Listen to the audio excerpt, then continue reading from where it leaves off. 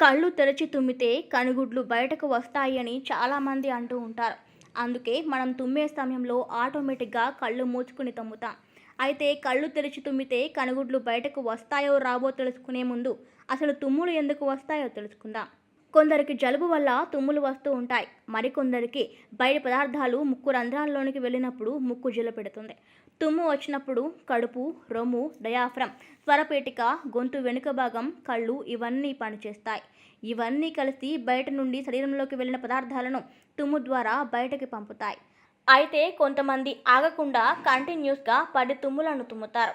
దానికి కారణం ఏంటి అంటే ఏదైనా మన ముక్కులోకి వ్యర్థ పదార్థాలు వెళ్ళాయో అవి ఒక తుమ్ముతో బయటకు రావచ్చు లేదా రాకపోవచ్చు.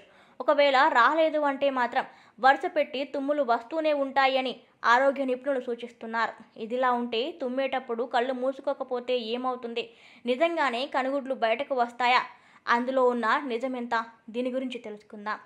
ఎవరైనా తుమ్మినప్పుడు ఒక నాడి మెదడుకు సిగ్నల్ పంపడంతో ఆటోమేటిక్గా కళ్ళు మూసుకుంటాం అని ఒక పరిశోధనలో తేలింది.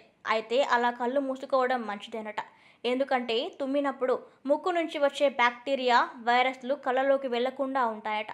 అందుకే మనం తుమ్మినప్పుడు ఖచ్చితంగా కళ్ళు మూసుకుంటామట.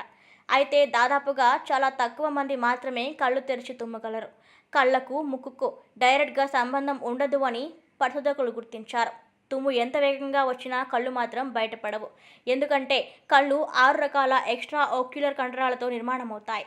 కళ్ళు వాటి స్థానంలో చాలా గట్టిగా, దృఢంగా పాతుకుని ఉంటాయి. అంత సింపుల్గా బయటకు రావడానికి అవకాశం ఉండదు.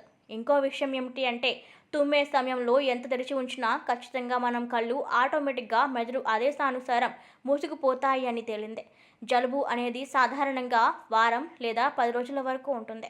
కొంతమంది మెడిసిన్ తీసుకున్నా జలుబు తగ్గకపోవచ్చు. కానీ వారం రోజుల తర్వాత మన శరీరంలోకి వెళ్ళిన రెట్రో వైరస్ ఆటోమేటిక్గా బయటకు వస్తుంది. అయితే తుమ్మేటప్పుడు ఏదైనా రుమాలు అడ్డు పెట్టుకోవడం మంచిది. ఎందుకంటే ఆ తుంపర్లు ఎదుటివారిపై పడింది అంటే వాళ్ళకు కూడా ఈ వైరస్ అంటుకుంటుంది. జలుబు అనేది అంటువ్యాధి అన్న విషయం మన అందరికీ తెలిసిందే.